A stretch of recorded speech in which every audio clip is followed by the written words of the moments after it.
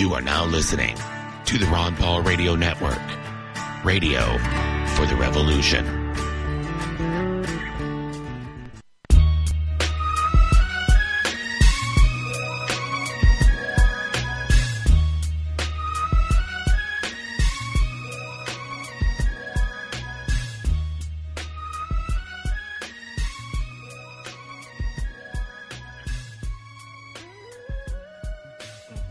What's going on, y'all? I'm your host, Paco, and you're back. You're listening to Occupy the Media. Just wanted to say, promotion we're doing this month. We are running a promotion called Inflate This. For every donation of $20 or more, we will send donors their very own Ron Paul blimp from our sponsors at ronpaulblimps.com. So donate to Ron Paul Radio at Ron Paul Radio/support, and then head over to ronpaulblimps.com to get your own promotional blimps to fly the message of liberty in your town. Okay, so let's go ahead and jump into the interview. Our guest, I believe, is on the line, Jim Condit. Are you with us? Yes, I am. Hey, Jim, how you doing this morning? Fine, thank you. Okay, am I coming in clear for you? Yes, you are. Yes, and thanks for having us again. Okay, no problem. Like I said, anytime. Now, I understand we're going to go ahead and give you the floor, and we're going to be talking today about precinct captains and about how important that is to help Ron Paul in this election. Well, you know, if in case anyone has to leave or doesn't completely grasp what we're trying to say in this half hour, there's a video up called The Strangest Political Secret. The Strangest Political Secret. You can find that at wagthedog2010.com. That's wagthedog2010.com.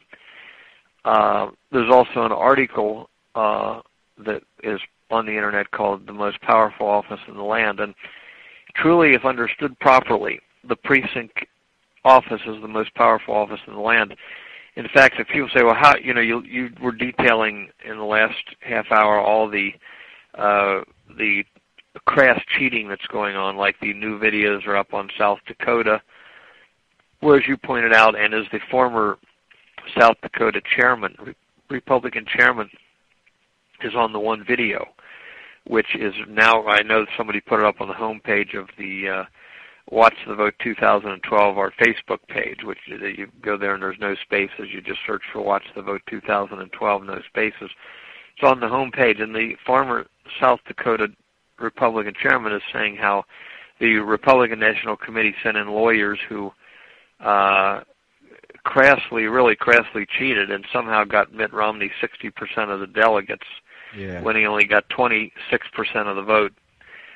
And so this is going on, we see in Nevada, Maine, all these caucuses. Even worse, in all the primaries, I don't know if people can, it seems like people have trouble facing this, but the powers that be have maneuvered us into a situation where in all the primaries, Ohio, Florida, Illinois, any of the places where they're voting on computers. Like today? Like most of the ones today, we're taking the results on totally blind faith. Exactly. In other words, what's happened is over the last 20, actually it's now 35 years, but it's been consolidated since 1988 at least. Every county in the country, there's 50 states, and those states are divided into about 3,141 counties. Every county in the country minus about 10 counties in New Hampshire and maybe 5 or 6 counties and very small counties in Montana, Idaho, and Texas. Every other one of the counties, like 3,120 counties, have all delegated the counting of these primaries to basically 4 mega computer companies, Diebold, Sequoia, Hart, and ES&S. ES&S is the largest by far. They're counting 61% of the vote, just that one company. But what happened is the Republican National Committee and the Democratic National Committee have allowed, cajoled, arm-twisted, whatever they've done. They've given the green light, and about 99% of our counties hire one of these 4 secret computer companies to, quote, count our vote, and they publish the vote on election night with nobody having seen any ballots. In fact, I think you're in Virginia, I'm in Ohio, any state you're in except New Hampshire, call your Board of Elections or your county commissioners. Say, hey, how can we the citizens, check the ballots, the actual ballots on election day, to make sure that the computers haven't been programmed wrong, either by accident or on purpose, and you'll find there is no provision. And they'll quickly get around to telling you'll be arrested if you try to see the ballots. Wow. Now, how are we going to correct this situation? I mean, in other words, and this is, anybody can call their county commissioner or board of elections and find this out. Okay, so that's the real, the gigantic scandal is in the November election, except for about 10 or 15 counties. The whole thing is an act of faith. We have no idea who won. I would say in 1992 we don't know who won. In 1996 we don't know who won. I guess Clinton won. I'm not sure though. I'm not positive. Well, we can't believe any of the elections. I mean, if they're lying to us about the things that are going on in politics, and then we have all these issues going on with voter fraud. Then back when George Bush, I personally don't think George Bush won any time, but well, he may not have won in 2000. He may not have won in 2004. I guess Obama beat McCain. We're not sure. McCain was a horrible candidate. But the point is this: what are we going to do? What are we going to do to correct this? I mean, if it wasn't for Ron Paul running, Pat Buchanan forced the same thing in the 90s, but there was no internet, 92, 96.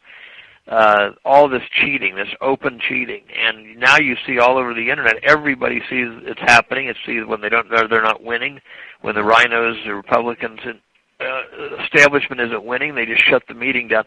But how are we going to fix this? And what I'm going to say now is not told to the public by hardly any group. Hardly any group will tell the public about this, and that's because most of them want us, whether it be the NRA, Right to Life.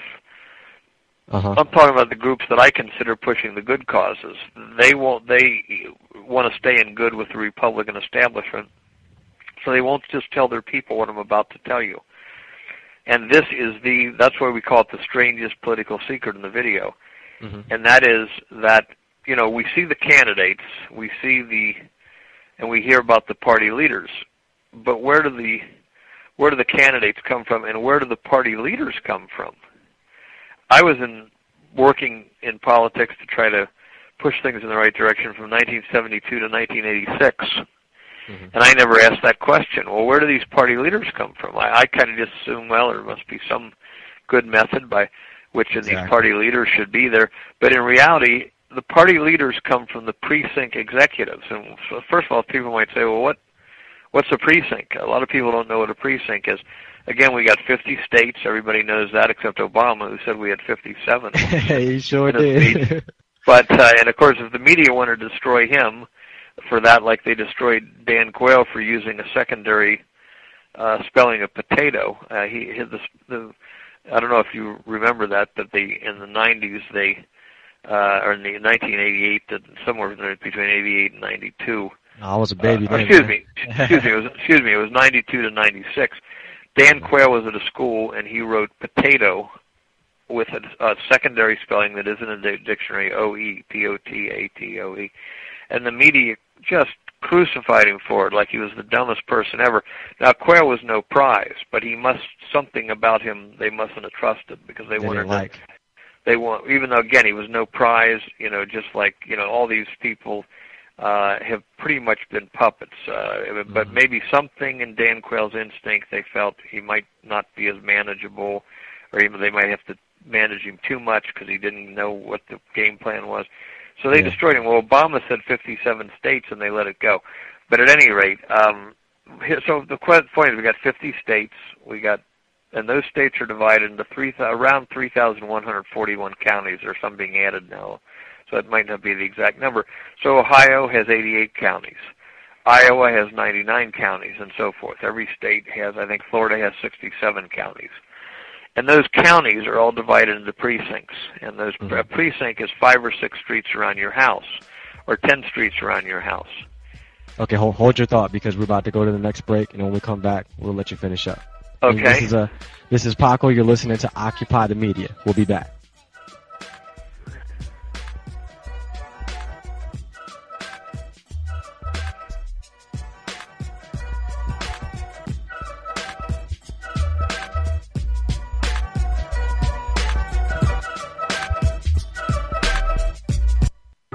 arrived